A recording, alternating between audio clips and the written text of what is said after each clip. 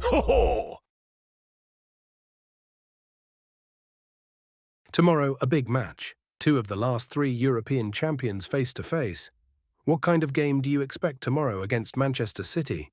Good morning. Well, yes, as you said, it's a big match. It's a very good opportunity for us to keep progressing, to earn more points in the Champions League. And we know that tomorrow at the Bernabeu we'll have that Champions League night atmosphere against a rival who, as you said, were champions a few years ago, who also played here recently. And the fans already know, the players already know what kind of match we're going to have. We hope we can play well tomorrow. I don't know which is more difficult, beating the tax authorities like you've done these past years, or turning around this complicated situation where people are talking about an ultimatum and so on. We're mentally prepared to face everything that comes our way. This is the moment we have. The team is united. They're convinced. Everyone is convinced that we can win tomorrow. I don't think anyone has doubts, but for that, we need to play a good match. We have to play with good rhythm, good intensity, compete, and there's absolutely no doubt about that. What explanation have you given, or what explanation has arrived? After the team went from playing the most complete match of the season to one of the worst in just 4 days. What happened in those 4 days? And do you regret giving the players 2 days off and only having one training session before the match against Celta? Well, after the Celta match, obviously, as always, we've already drawn our conclusions. But now in our minds, there's only City. It's the Champions League, we play at the Bernabeu. I'm sure the atmosphere will be special, different, because of the energy that's created, even in the players. And that's what's in our heads. I wanted to ask if you feel a bit alone. It seems like everything is focused on you. Xabi Alonso. The press, I imagine you hear, you read, the fans, because the team isn't playing the way you expected. A player complained at some point. Now you seem more united, although the results aren't coming.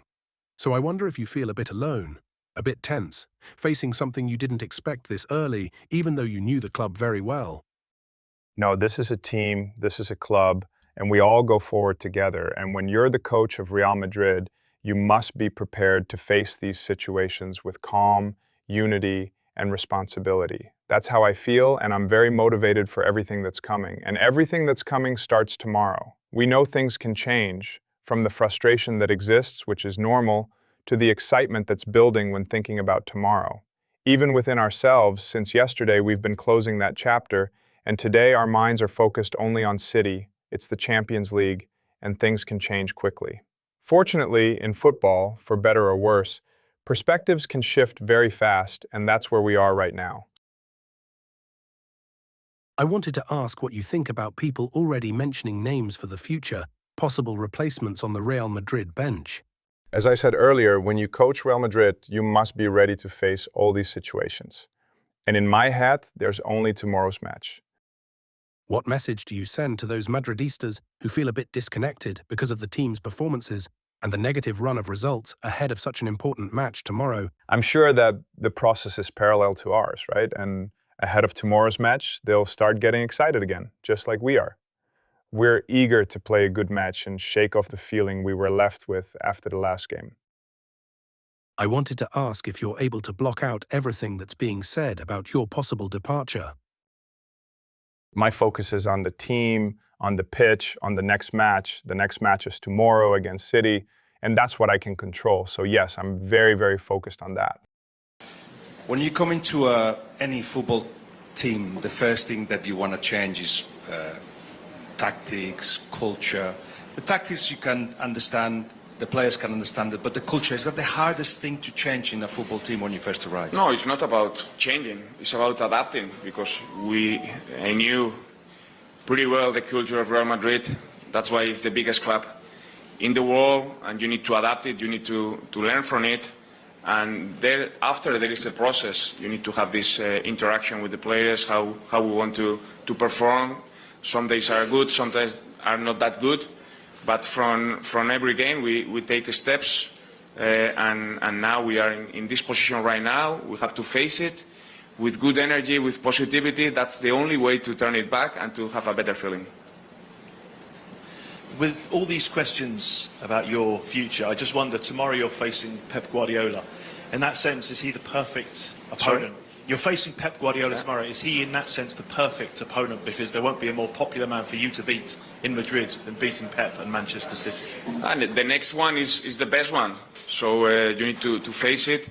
And not just myself. I think that the players and the fans, everyone knows because they have faced against City so many times for the last years. What we are expecting. But for sure, it's a big challenge, but I see it as an opportunity at the moment. You know Real Madrid very well, and you know Liverpool very well. I don't know if there's a parallel, but I wanted to ask you about something that happened with Salah, who was left out of the squad by a technical decision because of some comments he made. Does that catch your attention from the outside? Maybe the way football is understood there is different from here. And linking it to what happened with Vinicius at the time, do you think it should have been managed differently, giving more backing to the coach? No, those are decisions they've made in Liverpool. Obviously, we're missing many details of what's going on there, so it's absolutely not my place to assess it. Earlier you mentioned that you feel a lot of support from everyone. Do you feel you have the full support of the squad? Yes.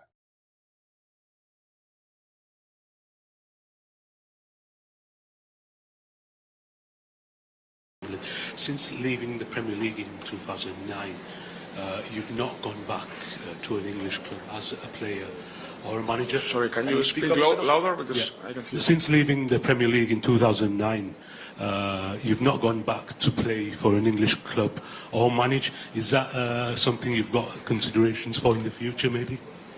Well, for sure, there's this bond with the English clubs, for sure with my former club.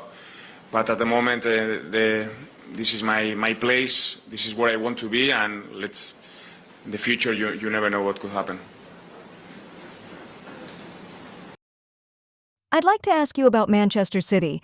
What do you fear most about the team, considering the form they're in over the past few matches?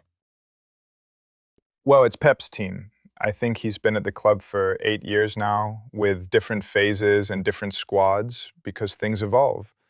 This year, they've brought in new players. Others who were very important are no longer there.